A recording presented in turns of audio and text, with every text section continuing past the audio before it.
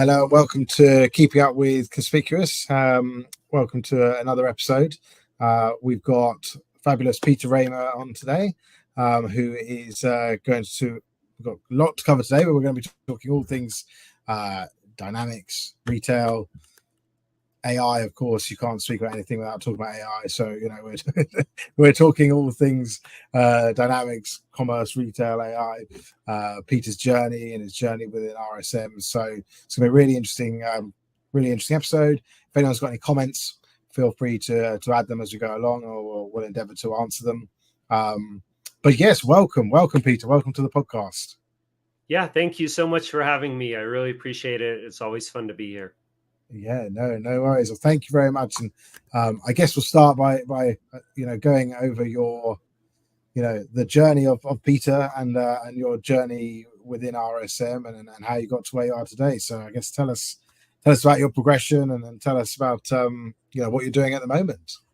Yeah, absolutely. So currently, I'm a director of managed application services at RSM. Working on Microsoft Dynamics for finance and operations, or finance and supply chain, whichever name you kind of want to use there, as well as within the Power Platform. I am a Microsoft MVP, have been for a couple years now. So that's been really great. I write a lot of technical blogs. I have a YouTube channel as well. So definitely check out Dynamics 365 Musings.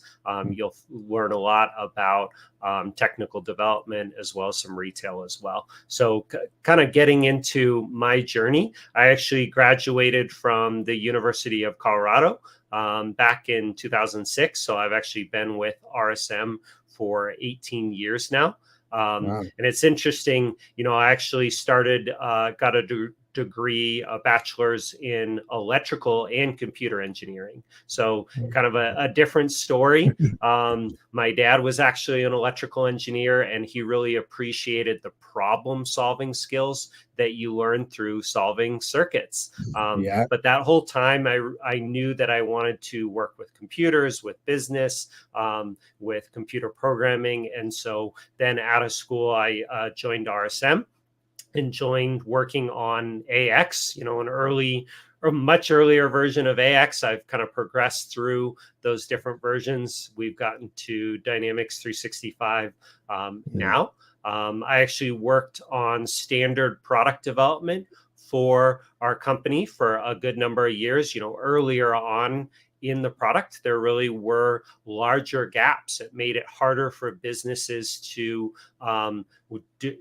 work with the ERP. It was harder for us to even sell Dynamics because of the different gaps in the system that it didn't do yet, again, 18 years ago, especially around retail. So it was really fun to try to identify where those gaps are, talk to businesses, understand what they need. And man, it's been amazing how much it has changed and progressed over that time and how capable it is now. So I actually wrote some code that we ended up selling to Microsoft. I believe it got part of the standard product in AX 2012 R3. Oh, wow. So that's one of those claims to fame, cool. Is that I have some standard code that's in the base product now. And then from there, I kind of transitioned to a managed services role where I work with clients. I help them with some of the implementation of the product, as well as solving break fix issues, focusing a lot on the retail point of sale, as well as payments and some with the e-commerce platform. So it's been an incredible journey. And it's kind of led me that early on, kind of tying it all together, is that problem solving skills has really taken me far in my career as I continue to solve problems for our clients and try to come up with innovative solutions that we can continue to add on to the existing product to just make it that much better, that much more usable for the end users. Yeah.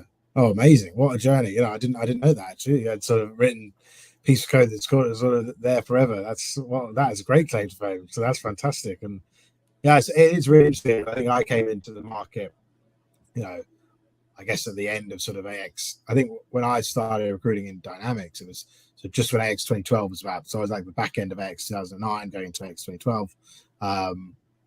Obviously we had the earlier versions, and then we sort of then we had all the big 365 upgrade, so I guess at that early stage it was sort of struggling against like SAP. I'm guessing had a more mature retail, like other product. Oracle had other more mature retail solution today than Dynamics in the early days, I assume.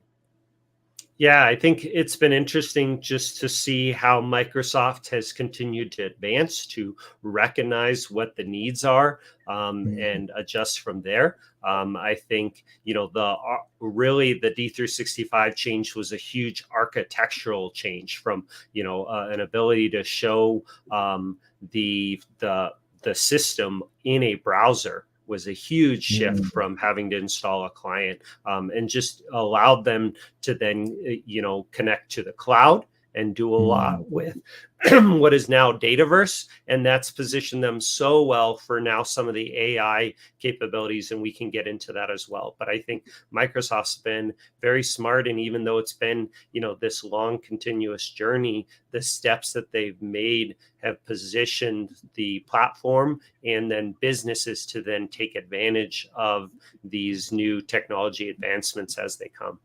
Yeah, that's amazing, isn't it? And again, I mean, in the retail space, I'm guessing I'm assuming Dynamics is pretty much at the top now. But I mean, are there any other who, as a retail organization, I'm guessing you're looking at what Dynamics, and I don't know who else you look at, would you? But I mean, I don't know what other products will be able to. There's some other competitors out there, Shopify being one of them that's very prevalent. They are working in both the e-commerce space as well as they have a Shopify point of sale.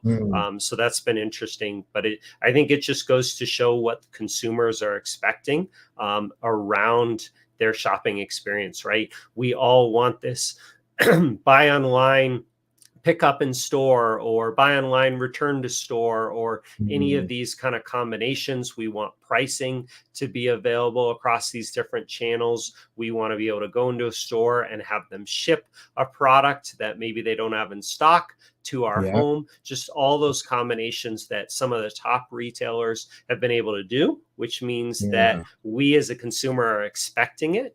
And that's not always been the case for, more that middle market client that Microsoft has targeted, but they've really closed the gap. They now have that e-commerce platform. They have the point of sale capability, as well as these truly omni-channel experiences. And it just opens up so much more opportunities, both for the clients, the consumers, and us, as partners, to be able to kind of step in and add value as well. Oh yeah. I suppose think about it like that. The shift in sort of consumer expectations has been, so changed so much, in 10 years that I guess the technology's had to keep at quite a pace, hasn't it? Because as you say, I suppose as consumers never thought about it like that, but we all expect instant. We expect if we want something, we expect it to be there, same day, or next day. We don't want to wait anymore. That's not how we consume products anymore, is it? Absolutely. And I think, consumers are driving that technology innovation, which it makes it really fun. And especially in the case, in the US, we've had some higher inflation that's now come down, but consumers are more price sensitive.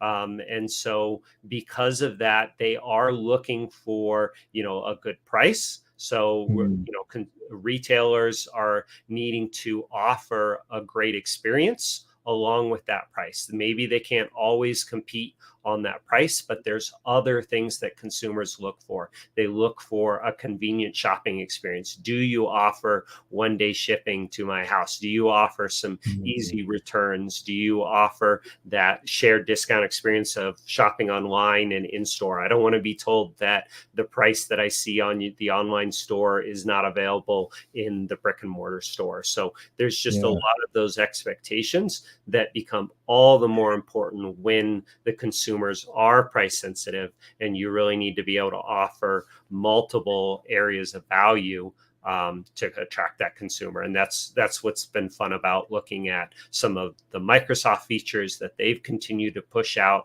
and are driving to, including with AI, to be able to deliver other streams of value, even beyond just the product and the price itself. Yeah. Yeah, I suppose you're right. And as you say, it's hard. I guess it's at a stage where it's really hard for retailers at the moment, because you're right that people still expect the same experience, but they also expect the price to be lower. And Yeah, therefore, I it's guess, interesting. You may see the same consumer good product from a variety of different retailers, but not all retailers offer that same feature, that convenience to the consumer. So that's key. And that's where ERP systems and other software systems, such as what Microsoft's doing, can really step in there and say, okay, regardless of your products, we are making that shopping experience better. People are then going to shop at your retail store over others because you're basing it on our software. Yeah, that is cool. Oh, I like that. Yeah. I guess that's really good. That you're so. So have you always been in the retail? Is it ever since you started at RSM? Was it always kind of retail and e-commerce? I've certainly done a variety of different things. I've worked with different food and beverage work, milk fat percentages, banking, financial pieces. So it has been, where have some of the gaps been? But I think retail has been a place that's interested me, or it's been of interest to me, and I think it's just been intriguing. RSM does one cool thing where they'll have an innovation challenge each year, which allows any member of the company to form a team, come up with some kind of innovative idea around anything, even beyond dynamics or anything else, and try to come up with a prototype, a video to really demonstrate that value. But I've always found some of those retail experiences really interesting, and just lend themselves to some great opportunities. One year we created a robot shopping cart that had a special chip on it that could follow you around the store, making it easier. But then even more than that, because it was location aware to within 4 inches, it could actually lead you around in the store and say, hey, where is, lemon juice? No one knows where that is in the store. Show me where that is, and show you the most efficient way around the store. Another year we created a,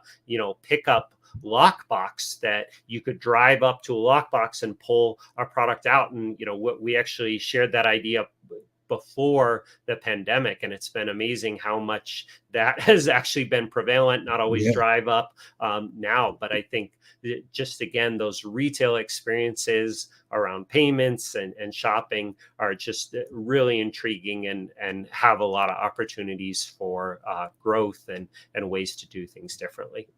Yeah.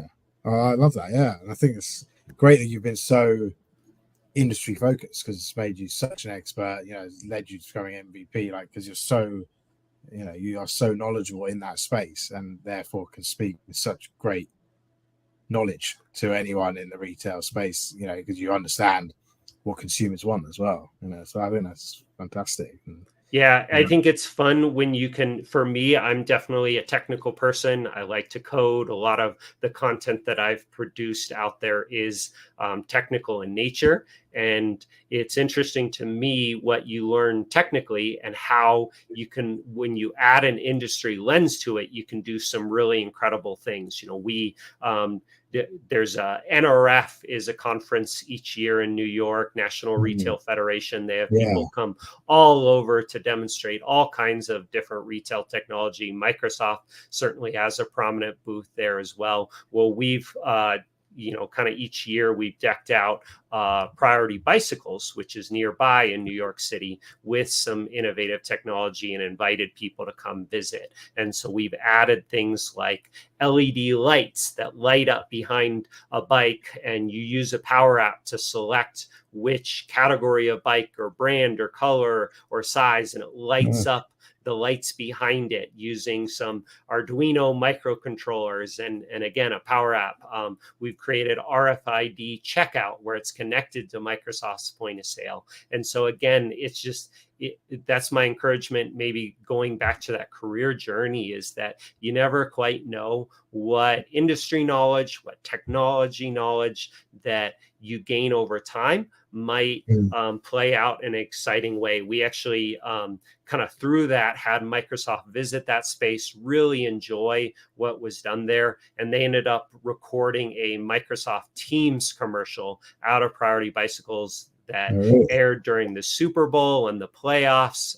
So it became a big deal. So again, I just encourage people to dream big, try out new things, and continue to collect those things along the way, because you may be able to combine them in interesting ways in the future.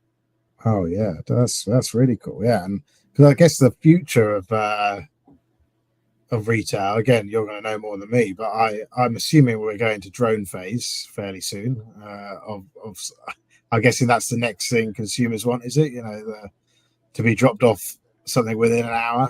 Is that where it's going? I don't know. What are your views on the kind of where it's all going over the next few years?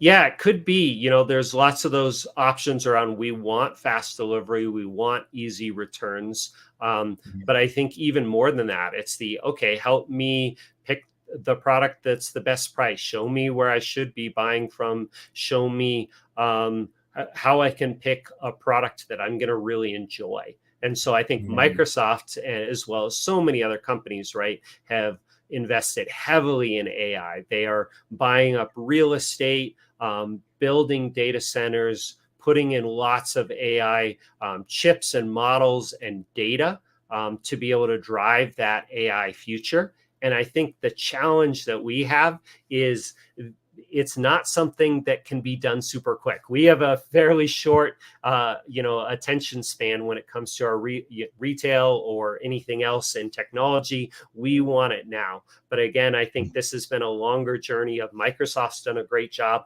of pulling people's data from these individual servers to putting it in a cloud space where it can be in the correct format for AI to act on it. You don't have to go through maybe this large translation phase. Now, I think there's still some of that still going on, is making sure that every person's data for this ERP system's in a place where AI can act on it. Microsoft's then building out the infrastructure needed for AI to work. But then soon, though I think it's always a little bit slower than we'd like, there's going to be more and more apps and applications of these AI to apply. And I think there's some really exciting things in retail that Microsoft's, just even working on now, but I can imagine they could do things to help, reduce returns. If a product's regularly returned, what can they do to figure out and use AI to determine why is that the case?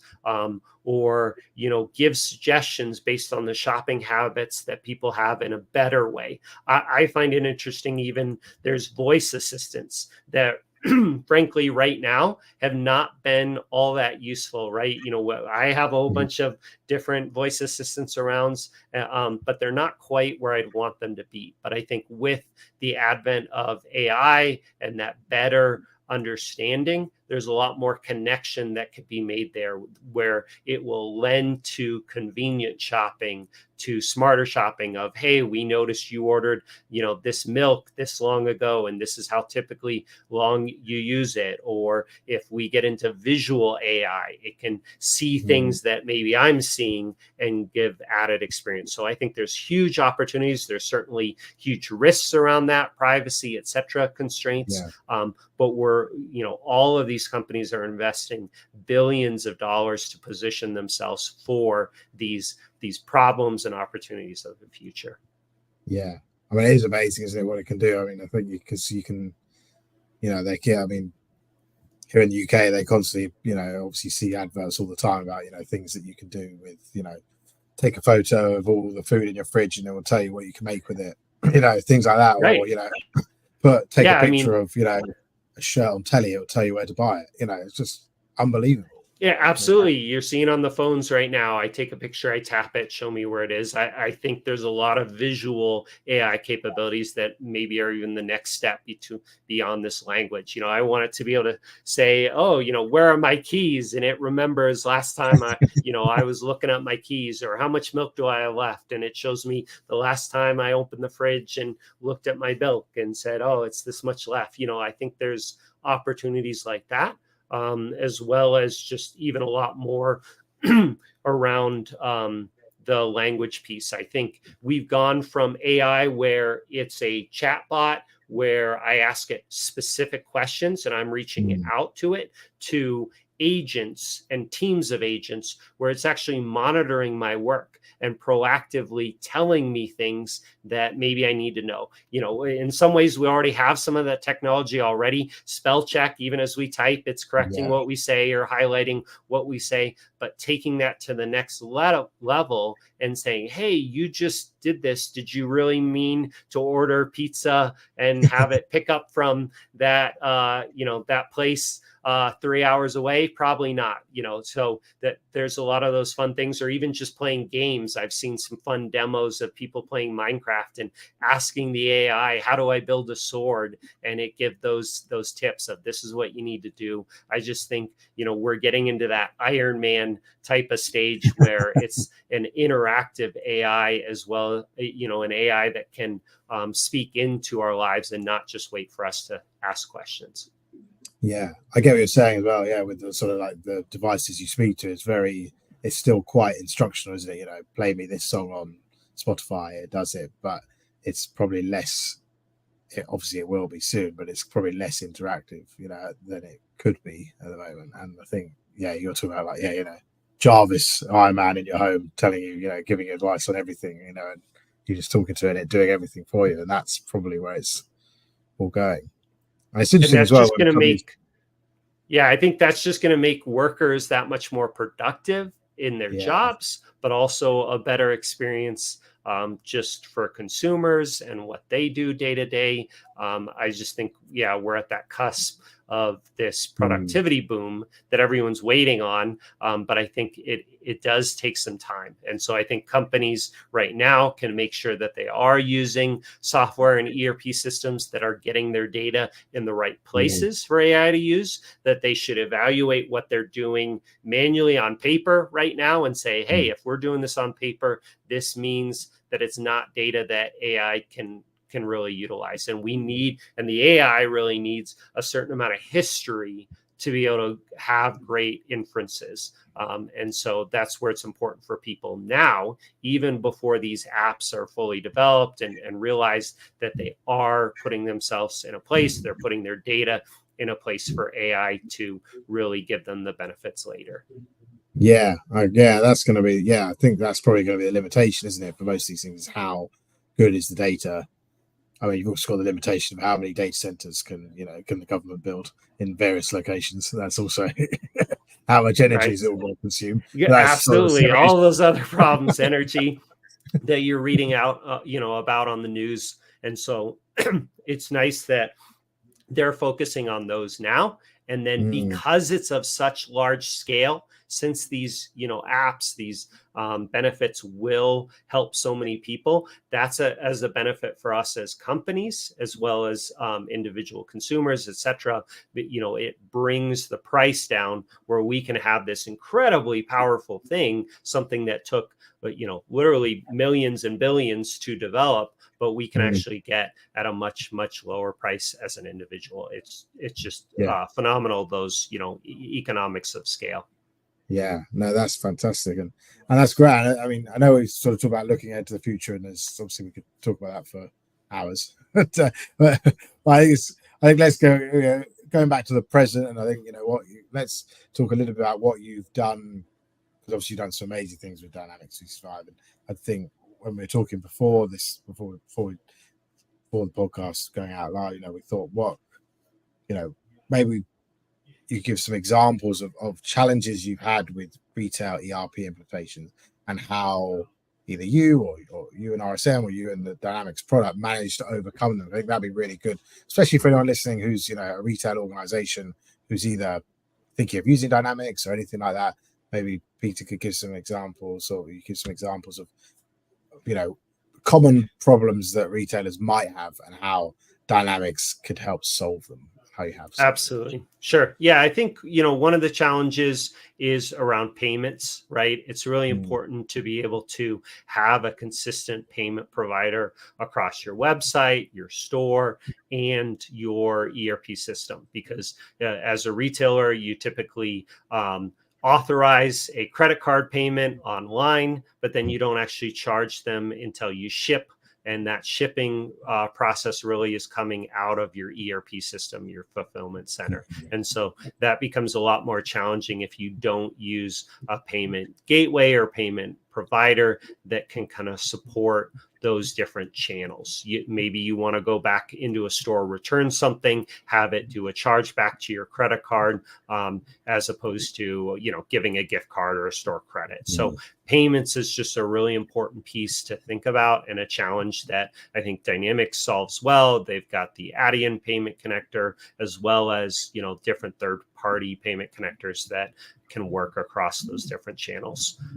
In addition to payments, I think just as a challenge for implementing, it's really important to think about all those retail channels together, both as an implementer, making sure that we're covering all those details, shipping, taxes across all those things, as well as for the company themselves to make sure, okay, are we managing the price and the discounts and the SKUs across these different channels the way we want to? You may offer some different discounts on the web versus a brick and mortar store. That may be a choice, but doing that in a way that makes sense is going to ensure that your customers are satisfied, that they're not confused or disappointed of, hey, I bought this the last day of a sale on one day, and now I'm returning it the next day, but it's become a whole hassle because the price isn't the pricing engine underneath is not the same. And that's another thing that Microsoft Dynamics has done really well to ensure that that's consistent throughout their channels. Yeah. I guess consumers have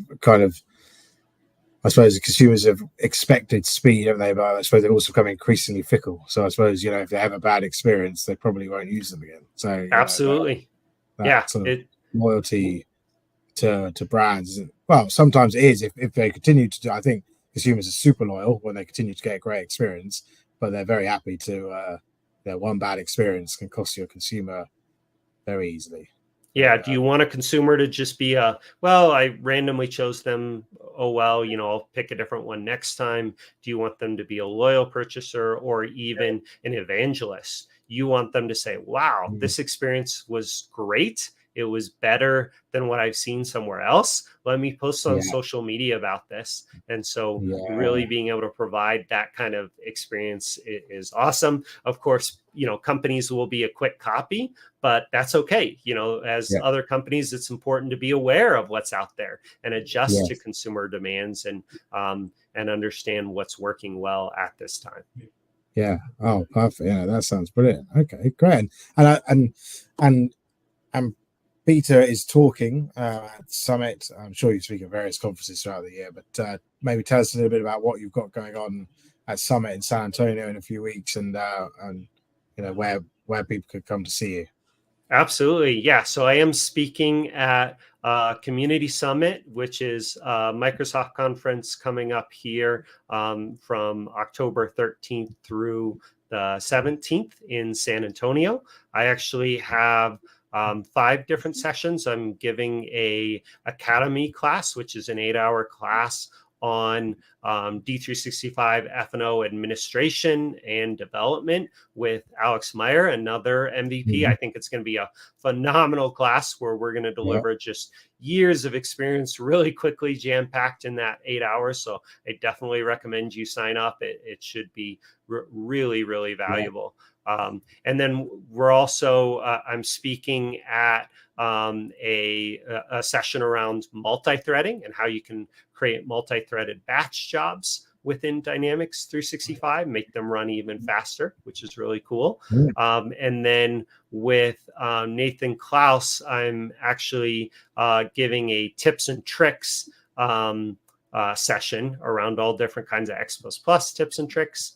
And then we've got an MVP panel with all of the F&O MVPs where it's kind of ask us anything. We'll talk about new features, things that are coming up that we can share about. That's always one of my favorites. And then lastly, I'm going to be sharing how to craft and build really great SSRS reports within Dynamics as well. So it's going to be an amazing time. There's so many other sessions as well, so many great people there. RSM has a booth that people can visit and come say hi, come meet me. I'd love to talk with any folks out there.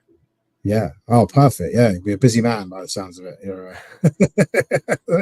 but yeah, no, that sounds fantastic. Yeah, they're always great, aren't they? And it's always great to meet people in person. And yeah, some of those sessions sound great, especially, with Alex and with Nathan. So that sounds like a really good, sounds like you're a busy man, but all sounds super fun. So it's great. I always learn from so many other individuals there as well.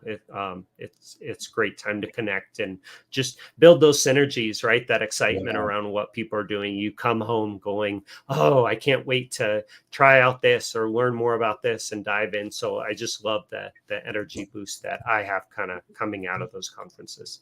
Oh yeah. There's a real buzz, isn't there? Everyone's sort of there and loving the product, and the community's brilliant because it's so passionate about what it does, and that's what you always come away from those things thinking, everyone is so excited about making Dynamics and Power Platform great, and if the people behind it are like that, it's going to do amazing. So right. It's really great. No, it's definitely check out any sessions with Peter and obviously, on the booth as well. So feel free to go and say hello to anyone at RSM. So brilliant. Well, I think that covers most of it. I always ask one more question, which I always ask everyone, which is, although I know that being a senior Dynamics professional is one of the best jobs in the world, I always ask, if you weren't a Dynamics 365 expert, what would you do? If it was your dream job, what else would you love to do if it wasn't being in the Dynamics 365 space?